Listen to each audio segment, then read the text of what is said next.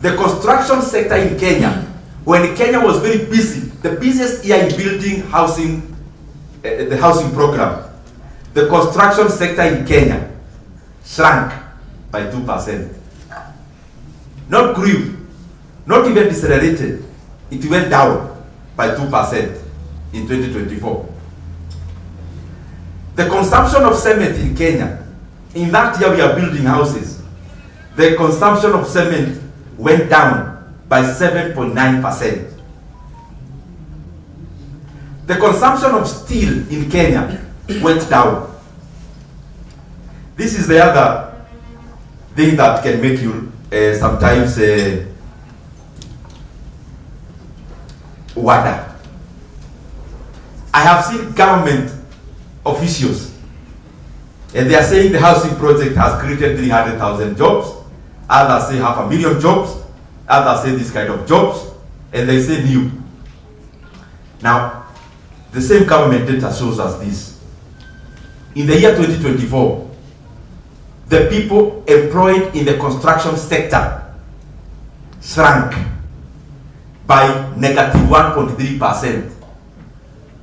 And all the people employed in that sector is only 223,400, a less number than in the year 2022 when we never had the housing levy.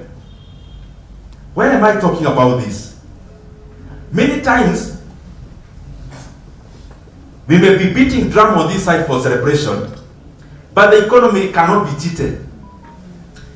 What this is showing is that the money for the housing levy was more efficient for our economy when it was in the pockets of Kenyans. That Kenyans were building their houses more efficient than how government can build them. Are we getting that? Because the pictures we see on the timelines on Facebook and social media, advertisements of housing project, then should translate into data. But then we see photographs. But what this has done is to actually remove the people who are working in private-led housing projects. That is the sector we have now come in, as the government has come in, made it shrink, and then out of the inefficiency of government, the same sector leads the economy to lag. So I leave it to you to see. The housing levy, is it more efficient with government or is it more efficient with the private sector? Or in your pocket to decide how to build your home and to decide how to use it? Because it shows when you had that money, the economy was growing faster. Very lastly, sometimes ile karatasi April wanatumia kutangaza mafuta imeshuka. Si iko bei kali hata kuliko ile bei wanashukisha nayo mafuta. Because now I have seen that fuel has now come down by 11 cents for diesel. 11 cents means 0.11 shillings. And for petrol I have seen it 0.8. If I look, the peak of fuel in Kenya, the peak globally, was in around, for the last several months, was in June, around 23rd, globally. Per barrel, it was around $73. Now we are talking about $63. That is a decrease by 14% in global oil prices. Why is global oil prices decreasing by 14%? And in Kenya, it is decreasing by 11 cents. You know, I talked about this earlier, and I talked about a new levy that was introduced last year. And I saw all ministers come to defend it. Now, please come also defend this sense. Because this issue of fuel prices is not an easy topic.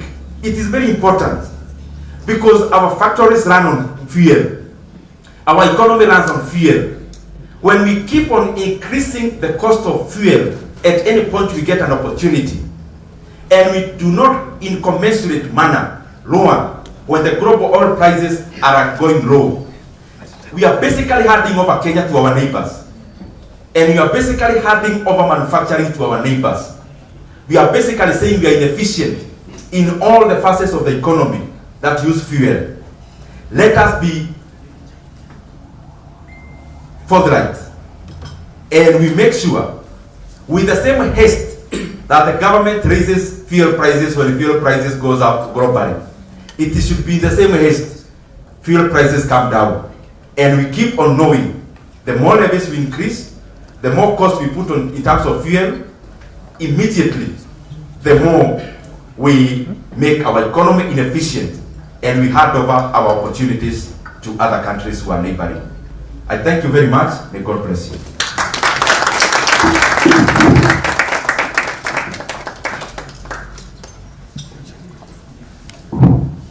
Well, let's give a good round of applause to Ndindi. I want to invite any media or anyone in the plenary who has a question for him to ask it from here, because he will not be available for another side session. So any person from the media? All right. Okay. That's one. Yeah. Any other?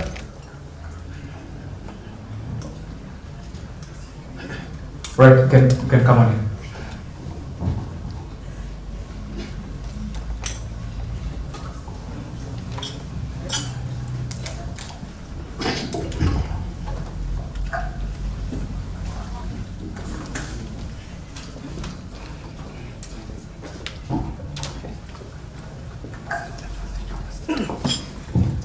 Good morning, everyone. My name is Jim Mboko from Citizen TV. A quick question for Mheshimiwa, which is very simple. You served as the budget chair, and the question that I want to know is why the sudden clarity? Why is it that suddenly you were very clear on issues that you sat in a position that you could have addressed these issues? Thank you. Anyone?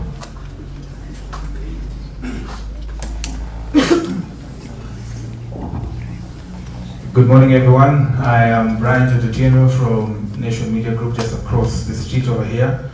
My question to Honorable Nyoro is, you have come out, not necessarily perhaps in this forum, but previously, to speak against the debt appetite that the government has, especially in the domestic market, and we understand that it's crowding out the private sector in its quest to access affordable credit.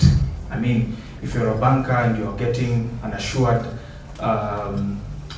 sum of, say, 16%, for example, for an infrastructure bond that is not necessarily taxable, then you would rather lend to the government, who is assured